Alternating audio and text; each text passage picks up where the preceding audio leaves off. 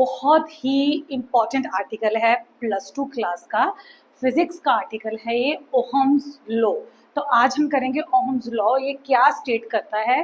First of all we will understand the statement of Ohm's law. It states that the current flowing through the conductor, अगर हम कोई conductor लेते हैं तो उस कंडक्टर से कितना करंट फ्लो कर रहा है, that is directly proportional to the potential difference applied across the ends of the conductor, कि हमने कितना पोटेंशियल डिफरेंस अप्लाई किया है, कितनी वोल्टेज प्रोवाइड की है इस कंडक्टर को, उस पर डायरेक्टली डिपेंड करता है। सो आई इज मैथमेटिकली कैसे लिख सकते हैं, I is directly proportional to V, okay. और हम ऐसे भी लिख सकते हैं v is directly proportional to i। तो मोस्टली बहुत सिंपल सा लॉ है। मोस्टली बच्चों की जो परेशानियां रहती है इसमें ये रहती हैं कि हम दोनों तरह लिख सकते हैं, i is directly proportional to v और v is directly proportional to i।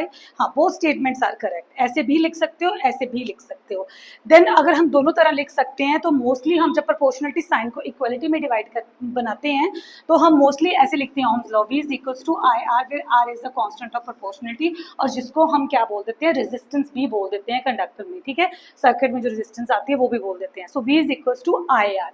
तो why we can't write i is equals to V R, ठीक है। तो ऐसे हम क्यों नहीं लिखते, जब हम ये वाला रिलेशन यूज करते तो यहाँ पे so here where the constant of proportionality important, okay. So constant of proportionality का यहाँ पे इंपॉर्टेंट समझ में आता है।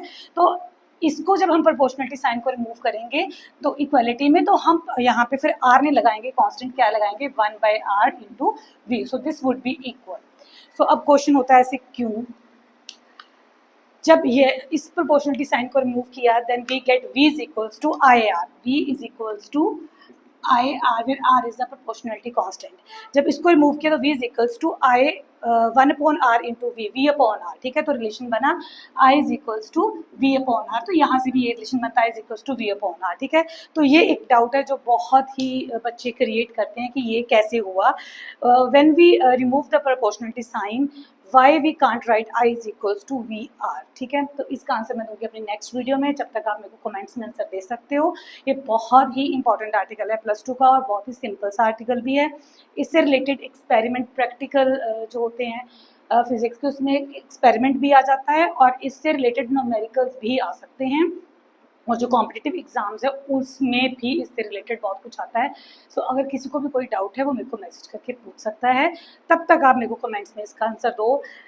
We write v is equals to I R, why we can't write i is equals to V R, okay. Thank you so much.